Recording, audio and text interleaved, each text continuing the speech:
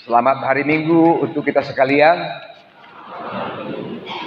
Firman Tuhan bagi kita pada minggu hari ini adalah dari kitab Kejadian pasal 39 ayat 1 hingga ayat yang kelima. Kejadian 39 ayat 1 hingga ayat yang kelima. Yusuf di rumah Potifar. Marilah kita mengikuti pembacaan firman Tuhan. Adapun Yusuf telah dibawa ke Mesir, dan Potifar, seorang Mesir, pegawai istana Firaun, kepala pengawal raja, membeli dia dari tangan orang Ismail yang telah membawa dia ke situ. Tetapi Tuhan menyertai Yusuf sehingga ia menjadi seorang yang selalu berhasil dalam pekerjaannya. Maka tinggallah ia di rumah tuannya orang Mesir itu. Setelah dilihat oleh tuannya bahwa Yusuf disertai Tuhan dan bahwa Tuhan membuat berhasil segala sesuatu yang dikerjakannya, maka Yusuf mendapat kasih tuannya. Ia boleh melayani dia. Pada Yusuf diberikannya kuasa atas rumahnya, dan segala miliknya diserahkannya pada kekuasaan Yusuf. Sejak ia memberikan kuasa dalam rumahnya dan atas segala miliknya kepada Yusuf, Tuhan memberkati rumah orang Mesir itu karena Yusuf, sehingga berkat Tuhan ada atas segala miliknya, baik yang di rumah maupun yang di ladang. Demikianlah pembacaan firman Tuhan untuk kita sekalian. Amang dan Inang, merdeka. Belum ya? Tapi kita nanti tanggal 17 Agustus, Amang Inang dan saudara-saudara akan merayakan kemerdekaan Republik Indonesia yang ke-78. Kita akan merayakannya juga di gereja kita ini dalam berbagai perayaan dan perlombaan yang telah dipersiapkan. Saya mengharapkan kita semua bisa bersukacita melalui kegiatan itu dalam kebersamaan dan perlombaan. Siapapun yang juara nanti, itu sudah ditentukan itu. Belum ya? Belum, tapi saya yakin perlombaan itu dan kebersamaan kita semuanya itu menjadi ucapan syukur kita kepada Tuhan. Jadi jangan terlalu ngotot, ya, jangan gontok-gontokan hanya untuk perlombaan seperti itu. Saya pesan untuk kita semuanya, saya kepingin kita semua bersukacita karena perayaan dan kebersamaan melalui perayaan kemerdekaan Republik Indonesia. Dan oleh sebab itu, Amang Inang, kita juga bersyukur. Itu adalah berkat Tuhan yang besar bagi bangsa kita, bagi negara kita, bagi persekutuan kita, dan juga kita sebagai orang Kristen Batak di Republik ini. Mari kita mensyukurinya dengan kegiatan dan juga kebersamaan kita. Mudah-mudahan melalui itu semakin banyak potensi yang semakin kelihatan di tengah-tengah jemaat kita, ya. Saya sudah lihat yang selama ini belum bisa poli, ternyata bisa juga poli. Ya, ibu-ibu sudah berlatih dengan sungguh-sungguh, bapak-bapak juga, remaja juga, naposo burung juga, dan anak sekolah minggu. Jadi sekali lagi mari kita bersyukur atas perayaan dan kebersamaan itu. Mudah-mudahan itu mempererat persekutuan, terutama di sektor-sektor. Mana tahu sektor tahun depan kita udah nggak sesektor lagi, ya. Sektornya nanti akan dimekarkan, ya. Jadi mungkin ini kesempatan bagi kita untuk melihat sebenarnya banyak potensi di tengah-tengah jemaat kita. Gereja kita juga bersyukur ada pembenahan di sana sini, Abang Inang, di komplek gereja kita ini, seperti yang sudah kita lihat. Ada juga pertambahan warga jemaat, ya, Abang Inang. Tapi saya kira pertambahan Seperti itu harus diimbangi juga dengan tambahan kualitas persekutuan kita, kebersamaan kita. Jadi bukan hanya jumlahnya. Saya berpikir sebenarnya jemaat kita ini tidak ada lagi yang perlu ditakuti dengan jumlah, tapi bagaimana dengan kualitasnya. Ya, jadi bukan hanya kuantitasnya, tapi juga mutunya. Dan kemerdekaan itu adalah salah satu berkat Tuhan bagi kita oleh para pahlawan yang telah berjuang. Mungkin Amanginang di sini ikut berjuang sebagian. Ada yang sudah di atas 78 tahun, berarti sudah ikut berjuang ya. Waktu itu untuk mencapai kemerdekaan. Dan itu adalah kasih karunia Tuhan. Kita bersyukur ada para pahlawan, ada para pejuang yang akan kita kenang sampai hari ini juga. Nah, saudara-saudara, ucapan syukur seperti itu patut juga disampaikan oleh orang Israel setiap kita mengenang tokoh Yusuf. Israel mendapat kesejahteraan sampai masa kejayaannya pada masa Yusuf, meskipun mereka sedang berada di pembuangan. Sebagaimana yang kita tahu, Yusuf itu telah menjadi raja yang kedua di Mesir. Kepadanya diberikan sebuah kuasa yang begitu besar. Jadi meskipun bangsanya itu statusnya itu sebagai orang yang datang dan kemudian diperbudak, tapi Yusuf telah memperjuangkan sesuatu yang penting bagi orang Israel. Dan Yusuf Amanginang memang adalah tokoh yang penting dalam Alkitab. Kita mengetahui bahwa Yusuf ini adalah seorang yang begitu diberkati Tuhan. Kenal sama Yusuf Amanginang? Yusuf ada di sini, Yusuf. Joseph ada, Joseph. Bahasa Indonesianya Yusuf, bahasa Bataknya Joseph. Kenal sama Yusuf. Yusuf ini adalah seorang yang diberkati Tuhan. Kalau kita baca sejarahnya atau kisahnya ini Amanginang, kita begitu terharu. Ada rupanya orang seperti ini ya. Orang yang begitu berhasil, orang yang begitu diberkati Tuhan, dan orang yang sungguh-sungguh setia dalam kehidupannya. Dia bekerja dalam kesetiaan, dalam ketekunan.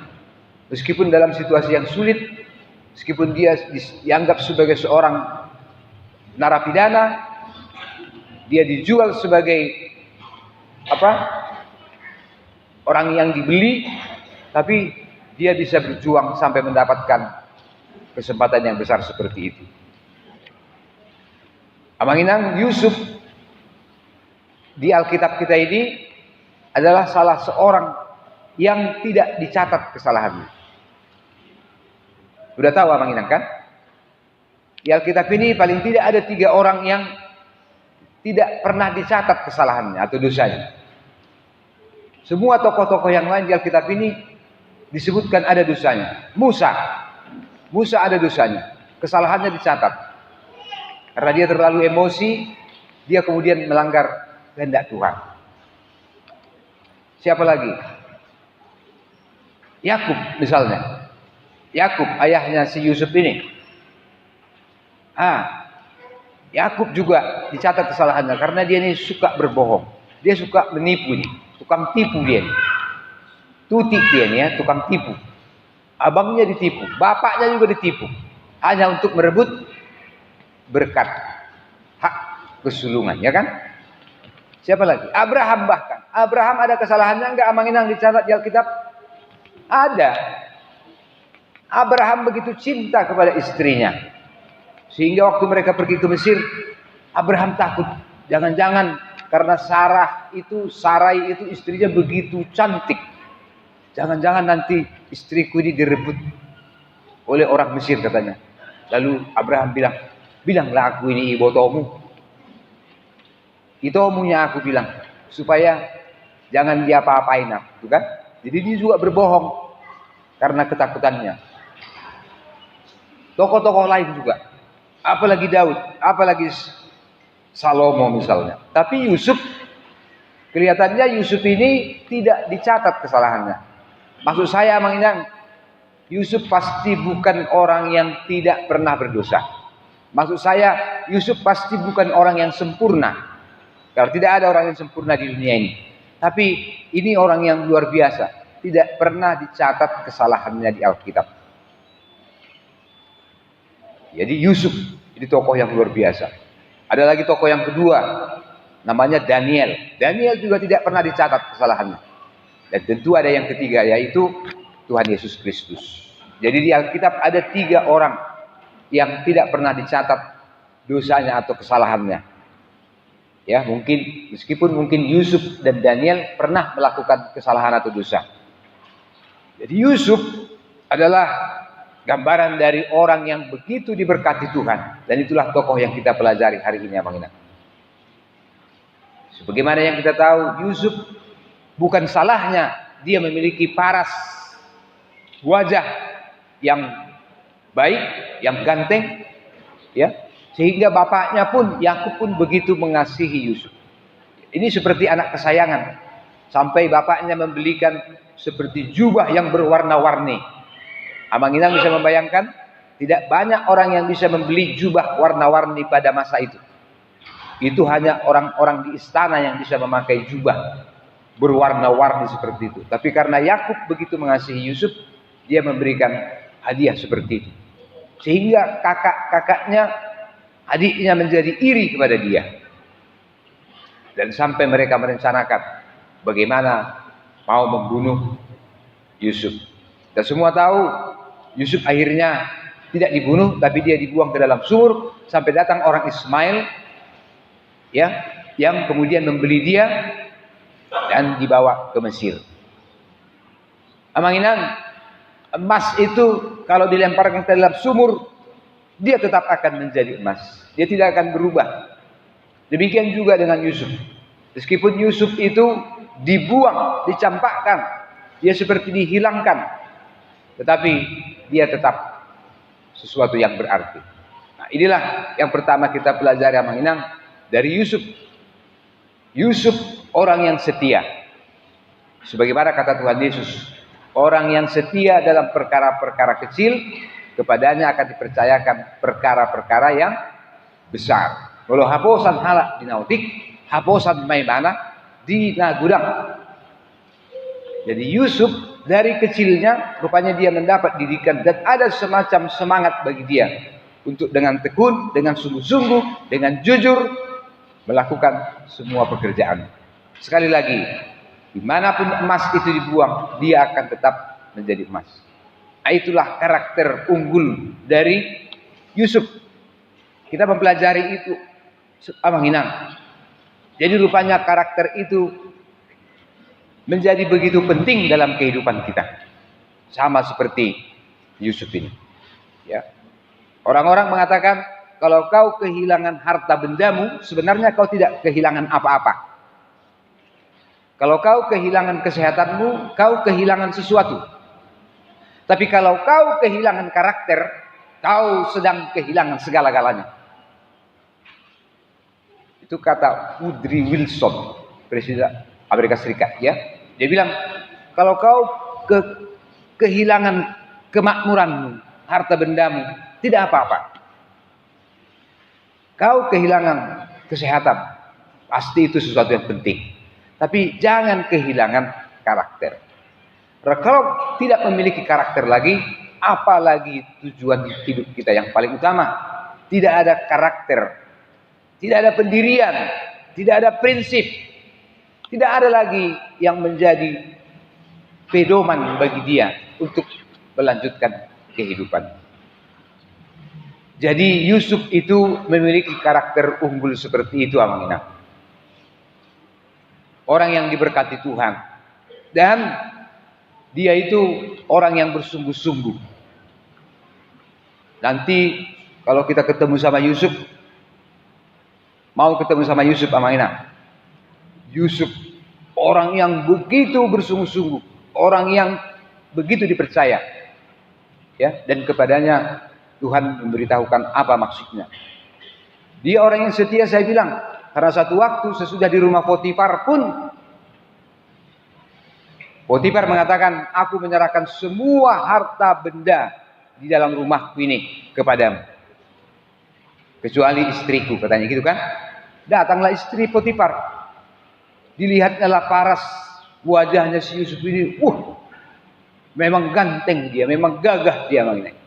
Coba kita baca itu dalam ayat-ayat berikutnya, ya. Ayat 6. Kalau ayat 6 kita baca, adapun Yusuf itu masih muda, tapi sikapnya manis. Saya tidak tahu bagaimana namanya sikapnya manis dan elok parasnya. Enak dipandang. Ada kan seperti namanya? Kita lihat enak dipandang gitu. Tapi yang lain sebentar aja kita lihat, kita langsung wah. Kenapa seperti itu gitu ya? Jadi Yusuf itu memiliki kelebihan seperti itu. Lalu datanglah istri Potifar. Dia berusaha menggoda Yusuf. Coba bayangkan namanya. Yusuf, gitu kan? Yusuf. Dia berusaha menggoda. Sinilah, mari tidur dengan aku, katanya kan? Dia berusaha menggoda. Karena dia begitu tertarik. Tapi apakah Yusuf tergoda? Yusuf tetap setia dengan prinsipnya itu. Ya, dia tidak mau digoda. Lebih baik dia melarikan diri dari situ daripada melawan kehendak Tuhan. Jadi ini yang kita baca. Jadi Yusuf itu orang yang setia, orang yang bersungguh-sungguh dalam kehidupannya, dan itulah sebabnya saudara-saudara disebutkan bahwa Yusuf ini juga adalah gambaran atau prototipe dari Tuhan Yesus Kristus. Yusuf kita menemukannya juga hal kesetiaannya dan diberkati Tuhan di dalam diri Tuhan Yesus Kristus. Nanti kalau kita baca manginang dalam Lukas pasal 2 ayat 62, Yesus juga dikatakan, dan dia semakin bertambah besar dan semakin bertambah hikmatnya, semakin besar dan dikasihi oleh Allah dan oleh manusia. Jadi Yesus juga seperti itu, bertambah besarnya, dia bertumbuh dan dia juga bertambah agung, dan dia juga dikasihi oleh manusia dan dikasihi oleh Allah. Sama seperti Yusuf di sini. Yusuf juga dia dikasihi oleh Tuhan Allah, dan disebutkan di sini karena pekerjaannya, karena kesungguhannya, dia juga dikasihi oleh tuannya itu. Sesuatu yang luar biasa menginang dari tokoh Yusuf. Maka kita sebut sekali lagi bahwa Yusuf itu adalah gambaran dan kesempurnaannya itu nampak di dalam diri Tuhan Yesus Kristus. Dikasihi manusia dan dikasihi oleh Allah. Memang kita tidak mungkin menyenangkan hati semua manusia dan tidak usah berpretensi untuk menyenangkan hati semua orang. Tapi yang paling penting bagaimana kita bertindak adil, setia dan jujur, sama seperti Yusuf di sini, dan kita berusaha untuk memperkenan hati Tuhan Allah. Itulah yang penting. Jadi ada orang yang diberkati seperti ini karena dia memiliki kepribadian yang baik. Karena dia memiliki prinsip yang dia pegang terus meskipun menghadapi kesulitan, tapi dia tetap bersungguh-sungguh untuk melakukan kehendak Tuhan. Amanginang yang kedua yang kita catat dari firman Tuhan hari ini, Yusuf itu dimanapun dia berada, dia diberkati. Rumah dimanapun dia tinggal, kemudian rumah itu diberkati. Negeri dimanapun dia tinggal, negeri itu akan diberkati. Jadi kehadirannya menjadi berkat, bukan hanya untuk diri sendiri, tapi juga untuk dimanapun dia berada. Rumah Potifar, orang Mesir itu dikatakan di sini menjadi diberkati, berhasil di ladang dan di rumahnya karena Tuhan memberkati Yusuf. Ini menyangkut berkat yang disampaikan Tuhan kepada kita masing-masing, amanginah. Dan kita semua menyadari berkat itu adalah pemberian, adalah apa itu? Anugerah. Dan itu tidak ada hubungannya dengan keadilan. Tuhan berhak memberikan berkatnya kepada siapapun kita. Kita tidak boleh membatasi. Janganlah Tuhan memberkati dia. Dia itu jahat sama aku. Janganlah kau memberkati pekerjaannya. Gak boleh gitu. Kita kadang-kadang heran. Ada orang-orang yang bukan bangsa Israel yang disebutkan tidak menyembah Tuhan Allah. Seperti letnan itu. Letnan dalam Matius pasal 8 tadi yang kita baca. Orang seperti itu diberkati. Karena apa? Karena dia memiliki iman. Maka Yesus mengatakan kepada letnan itu. Yang kita baca dalam Matius pasal 8 tadi. Terjadilah kepadamu apa yang kau imani. Ya, dia bukan orang Israel. Dia bukan orang yang melakukan hukum Taurat. Tetapi berkat Tuhan, kuasa Tuhan pun bisa sampai ke situ. Jadi kita tidak boleh membatasi berkat Tuhan. Ya, tidak bisa melihat itu hanya untuk kita. Tapi itu bersifat universal. Saya kira ini yang kedua, Mang Ina. Jadi berkat Tuhan adalah bagaimana kita bersungguh-sungguh memakai segala sesuatu yang telah disampaikan Tuhan kepada kita. Minggu lalu saya bilang 12 bakul roti yang diberikan Tuhan Yesus kepada banyak orang itu, kemudian sisanya dikumpulkan. Supaya apa? Supaya tidak ada berkat Tuhan yang terbuang. Masih ingat kan namanya? Tidak boleh ada berkat Tuhan yang terbuang dengan sia-sia. Kalau ada berkat Tuhan yang terbuang dengan sia-sia, tidak terpakai ke tempatnya, itu pasti karena kita tidak menghargai. Tapi kalau Tuhan memberikan berkat, Dia memberikan berkat kepada kita semua sesuai dengan kerelaannya, sesuai dengan kehendaknya. Jadi jangan menuntut kenapa berkat kami tidak sama, kenapa dia banyak, kenapa saya sedikit. Karena berkat Tuhan itu tidak ada hubungannya dengan keadilan. Ya. Tetapi saudara-saudara, bagaimana cara kita menerima berkat Tuhan? Saya kira letnan itu, orang Romawi itu menjadi contoh bagi kita. Dia percaya kepada Tuhan Yesus. Kau bilang sesuatu Tuhan, pasti hambaku itu sembuh, katanya. Katakanlah sesuatu, maka hambaku akan sembuh. Itu iman macam apa, Mang Inang? Iman itulah yang kemudian dalam kebaktian pertanyaan sektor kemarin saya bilang, iman itulah yang menjadi tangan. Bahwa berkat Tuhan diturunkan, tapi tangan kita menerima adalah iman. Jadi iman adalah tangan kita untuk menjangkau berkat Tuhan. Iman kita adalah saluran, channel, bagaimana kita menerima karunia Tuhan. Itulah juga yang ditunjukkan oleh Yusuf di sini. Dalam keadaan sulit, dalam keadaan yang dikucilkan, dipenjarakan, diiri hati, tapi dia tetap menunjukkan bagaimana dia bersungguh-sungguh dan dia mendapat berkat Tuhan. Saya kira Mang Inang, kalau kita pikir-pikir membaca firman Tuhan hari ini luar biasa ya.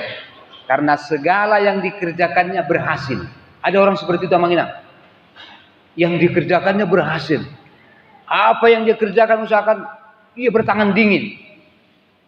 Iya kan? Dia ini bisa dan mampu melakukannya segala sesuatu. Jadi orang ini seperti serba bisa ini. Ada enggak orang serba bisa di tengah-tengah kita? Disuruh main poli, bisa. Disuruh main domino, apalagi bisa. Disuruh margala, bisa. Disuruh ngapain lagi? Disuruh masak mie, gampang, katanya gitu kan. Ini serba bisa. Disuruh ini bisa, nyanyi bisa, main musik bisa, marbola bisa. Marah apa? Semuanya bisa. Nanti kita tanyanya, kamu yang nggak bisa apa? Semuanya bisa. Orang ini yang nggak bisa ngapain? Ada orang seperti itu, Mang Inang. Ada orang seperti itu di rumah kita.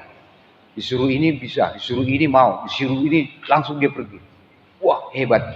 Ini orang yang diberkati Tuhan. Dan semua pekerjaannya berhasil, katanya gitu kan. Seperti si Dora itu. Tahu Dora, Mang Inang? Enggak tahu ya.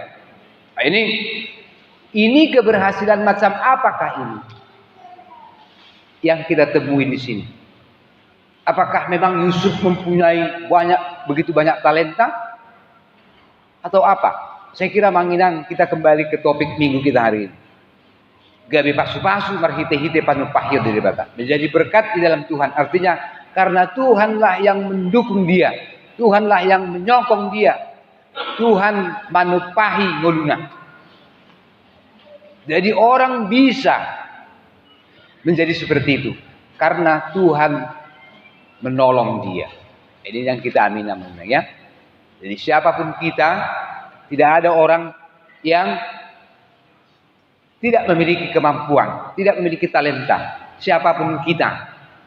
Kita aja yang bilang, tak kuboto markulli, tak kuboto margala, atau pertandingan lain misalnya ya. Apalagi kalau ada lagi warga jemaat HKBP Harapan Jaya bilang, tak kuboto martangiang, alemar badai kuboto. Juga bayangkan, sebenarnya nggak ada manusia yang tanpa talenta, kemampuan, kebisaan, minat, perhatian atau passion. Nggak ada kita itu. Masa nggak ada yang apa minatmu? Nggak ada. Terus ditanya, apa cita-citamu? Belum ada. Belum ada cita-citanya. Bagaimana tuh Manginang? Nah Manginang udah ada cita-citanya? Maksud saya udah tercapai cita-cita kita? Sudah ya? Belum.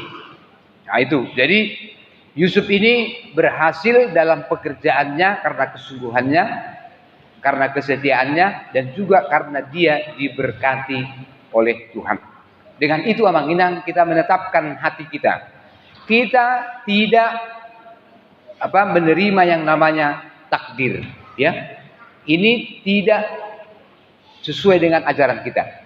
Jadi kalau orang berhasil itu bukan sudah takdirnya seperti itu berhasil. Betul, banyak lingkungan, keluarga, situasi yang mendukung kita.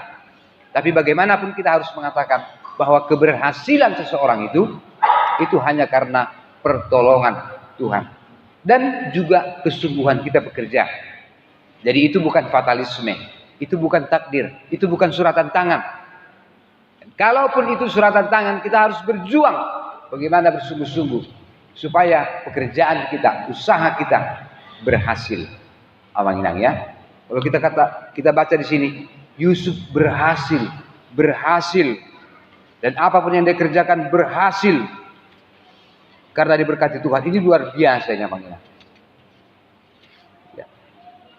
Jadi marilah kita berdoa kepada Tuhan supaya apapun yang kita kerjakan, apapun yang kita usahakan, apapun yang kita rancang, Tuhan memberkati sehingga itu mendatangkan keberhasilan kepada kita. Dan kita tetap dalam sukacita untuk memuliakan nama Tuhan. Jadi terimalah berkat Tuhan, raih keberhasilan, kesuksesan dengan tangan kita, yaitu iman kita. Apa itu iman? Iman berarti kesetiaan kita. Ya. Salah satu wujud dari iman yang paling nyata adalah setia. Kesetiaan kita bekerja, kesungguhan kita untuk melakukan pekerjaan kita, kesetiaan kita pada janji kita, kejujuran. Saya kira itulah wujud dari iman kita. Jadi mari kita Manginang berangkat ke kehidupan kita sehari-hari, persekutuan kita dengan kesetiaan, dengan kejujuran, dan dengan memiliki karakter sebagaimana yang diinginkan Tuhan untuk kita sekalian. Amin. Mari kita berdoa.